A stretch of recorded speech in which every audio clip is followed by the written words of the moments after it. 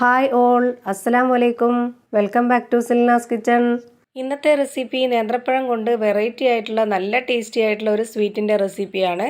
കുട്ടികൾ ചോദിച്ച ഉടനെ തന്നെ മിനിറ്റുകൾക്കുള്ളിൽ ചെയ്തു കൊടുക്കാൻ പറ്റിയ നല്ല ടേസ്റ്റി ആയിട്ടുള്ള ഒരു സ്വീറ്റിൻ്റെ റെസിപ്പിയാണിത്. വളരെ എളുപ്പത്തിൽ സിമ്പിൾ ആയിട്ടുള്ള കുറഞ്ഞ ചേരുവ കൊണ്ട് ചെയ്തെടുത്തിട്ടുള്ള എണ്ണയും ഓയിലും ഒന്നും ചേർക്കാത്ത സ്വീറ്റിൻ്റെ റെസിപ്പിയാണിത്. ഈ വീഡിയോ സ്കിപ്പ് ചെയ്യാണ്ട് മുഴുവനായിട്ടും കണ്ടിരുന്നാലേ ഇതെങ്ങനെയാണ് തയ്യാറാക്കിയെടുക്കുന്നതെന്ന് മനസ്സിലാവുള്ളൂ. ഈ ഒരു റെസിപ്പിയിലോട്ട് കിടക്കുന്നതിന് മുമ്പായി എൻ്റെ ചാനൽ ആദ്യമായിട്ട് കാണുന്നവരാണെങ്കിൽ പ്ലീസ് ഒന്ന് സബ്സ്ക്രൈബ് ചെയ്തേക്കണേ. ഇനി നമുക്ക് ഈ ഒരു റെസിപ്പി എങ്ങനെയാണ് തയ്യാറാക്കുന്നതെന്ന് നോക്കാം.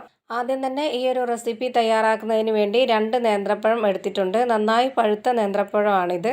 ഇനി തൊലിയൊക്കെ കറുത്തു പോയി നന്നായിട്ട് ഒന്നുകൂടി പഴുത്ത നേന്ത്രപ്പഴമാണെങ്കിലും കുഴപ്പമില്ല, നല്ല ടേസ്റ്റ് ആയിട്ടിരിക്കും. പഴുപ്പ് കുറഞ്ഞ നേന്ത്രപ്പഴമാണ് എടുക്കുന്നതെങ്കിൽ ഒട്ടും ടേസ്റ്റ് കാണത്തില്ല. അതുകൊണ്ട് ഈ ഒരു റെസിപ്പിക്ക് പഴുപ്പ് കുറഞ്ഞ നേന്ത്രപ്പഴം എടുക്കരുത്. ഞാനിപ്പോൾ ഈ ഒരു 2 നേന്ത്രപ്പഴത്തിൻ്റെയും തൊലിയൊക്കെ കളഞ്ഞ് കട്ട് ചെയ്തെടുക്കുന്നുണ്ട്. ഇതുപോലെ ഈ ഒരു വലിപ്പത്തിലാണ് കട്ട് ചെയ്തെടുത്തിട്ടുള്ളത്. ഇനി ഇത് മാറ്റി വെച്ചേക്കാം. അടുത്തതായി മിക്സിയുടെ ചെറിയ ജാർ എടുത്തിട്ടുണ്ട്. ഇതിലേക്ക് കുറച്ച് ചവ്വരി ഇട്ട് കൊടുക്കാം. 2 നേന്ത്രപ്പഴത്തിന് വേണ്ടി 1/2 കപ്പ് അളവിലുള്ള ചവ്വരിയാണ് ഞാൻ ഈ ഒരു മിക്സിയുടെ ജാറിലേക്ക് ഇട്ട് കൊടുക്കുന്നത്. ഇനി ഈ ചവ്വരി നന്നായിട്ട് പൊടിച്ചെടുക്കണം. ഇനി ഇതിൻ്റെ കൂടെ തന്നെ 4 ഏലക്ക ഇട്ട് കൊടുത്തിട്ടാണ് പൊടിച്ചെടുക്കുന്നത്. മുഴുവൻ ഏലക്ക ആയതുകൊണ്ട് ഇതിൻ്റെ കൂടെ ആകുമ്പോൾ നന്നായിട്ട് പൊടിഞ്ഞ് കിട്ടും. അതിനാണ് ഇങ്ങനെ ഇട്ട് കൊടുത്തത്. ഏലക്ക പൊടിയാണ് ഇട്ട് കൊടുക്കുന്നതെങ്കിൽ പിന്നീട് ഇട്ട് കൊടുത്താലും മതി. ഇനി ഇത് നന്നായിട്ടൊന്ന് പൊടിച്ചെടുത്തിട്ട് വരാം. ഇപ്പോൾ ഞാനിത് പൊടിച്ചെടുത്തിട്ടുണ്ട്. ഇനി ഇതിൻ്റെ പരുവം കാണിച്ചു തരാം. ഇപ്പോൾ ഇത് പഞ്ചസാരയുടെയൊക്കെ തരിതരിപ്പോട് കൂടിയാണ് പൊടിഞ്ഞ് കിട്ടിയിട്ടുള്ളത്.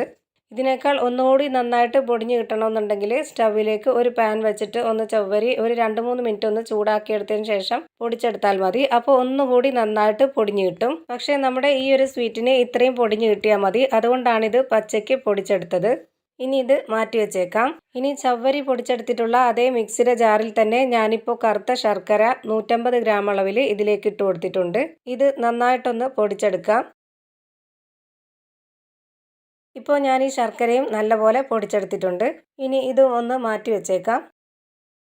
ഇനി ശർക്കര പൊടിച്ചെടുത്തിട്ടുള്ള അതേ മിക്സിയുടെ ജാറിൽ തന്നെ നേരത്തെ കട്ട് ചെയ്ത് വെച്ചിട്ടുള്ള പഴവും ഇട്ട് കൊടുക്കുന്നുണ്ട്. ഇനി ഈ പഴം നന്നായിട്ടൊന്ന് അരച്ചെടുക്കണം. അതിനാവശ്യമായിട്ട് കുറച്ച് വെള്ളം ഒഴിച്ചു കൊടുക്കുന്നുണ്ട്. ഒരുപാട് വെള്ളം ഒഴിച്ചു കൊടുത്ത് അരച്ചെടുക്കരുത്. വളരെ കുറച്ച് മാത്രം വെള്ളം ഒഴിച്ചു കൊടുക്കാം. 1/4 കപ്പ് അളവിലാണ് ഞാനിപ്പോൾ ഇതിലേക്ക് വെള്ളം ഒഴിച്ചു കൊടുത്തിട്ടുള്ളത്. ഇനി ഇത് നന്നായിട്ടൊന്ന് അരച്ചെടുത്തിട്ട് വരാം. ഇപ്പോൾ ഞാനിവിടെ ഈ ഒരു പഴവും നന്നായിട്ട് അരച്ചെടുത്തിട്ടുണ്ട്. ഇനി ഇത് റെഡിയാക്കി എടുക്കാനായിട്ട് സ്റ്റൗവിലേക്ക് ഒരു പാൻ വെച്ച് ഫ്ലെയിം ഓൺ ആക്കി കൊടുത്തിട്ടുണ്ട്. ലോ ഫ്ലെയിമിലാണ് ഇട്ട് കൊടുത്തിട്ടുള്ളത്. ഇതിലേക്ക് ആദ്യമേ തന്നെ കുറച്ച് നെയ്യ് ഒഴിച്ചു കൊടുക്കുന്നുണ്ട്. 50 ഗ്രാം നെയ്യാണ് ഞാനിപ്പോൾ ഇതിലേക്ക് ഒഴിച്ചു കൊടുത്തിട്ടുള്ളത്.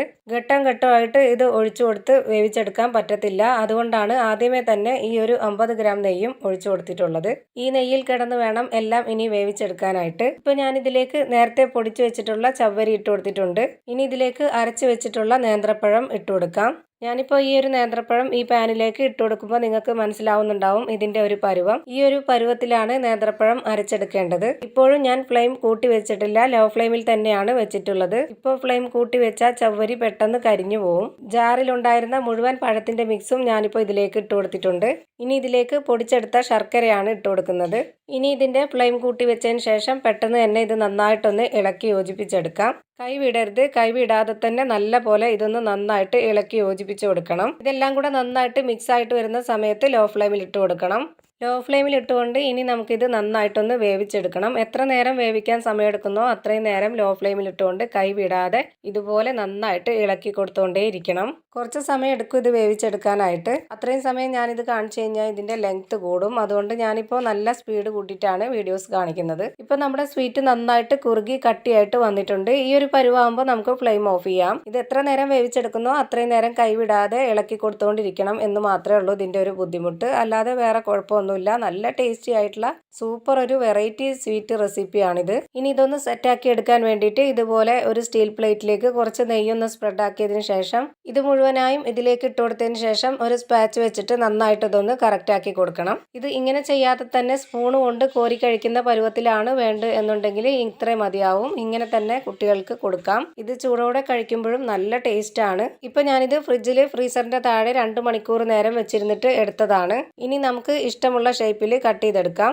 ഇതുപോലെ കട്ട് ചെയ്തെടുത്തതെല്ലാം ഞാനിപ്പോൾ ഒരു പാത്രത്തിലേക്ക് മാറ്റുന്നുണ്ട്. അപ്പോൾ ചവ്വരിയും നേന്ത്രപ്പഴവും കൊണ്ട് നല്ല ടേസ്റ്റി ആയിട്ടുള്ള വെറൈറ്റി ആയിട്ടുള്ള നല്ലൊരു സ്വീറ്റിൻ്റെ റെസിപ്പി റെഡി ആയിട്ടുണ്ട്. തീർച്ചയായിട്ടും നിങ്ങൾ ഒരു തവണയെങ്കിലും ഇതുപോലെ ഒന്ന് ട്രൈ ചെയ്ത് നോക്കണം.